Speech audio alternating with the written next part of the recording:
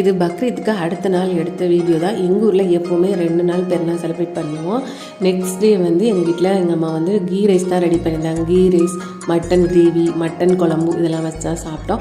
எங்கள் ஊரில் எப்போவுமே அப்படி தான் 2 நாள் பெருநாள் செலிப்ரேஷன் பண்ணுவோம். ஃபஸ்ட் நாள் பிரியாணி, 2வது நாள் கீ ரைஸ் ரெடி பண்ணுவோம். இது ரம்சானுக்குனாலும் இப்படி தான் பண்ணுவோம், பக்ரீத்துக்கும் இப்படி தான் பண்ணுவோம்.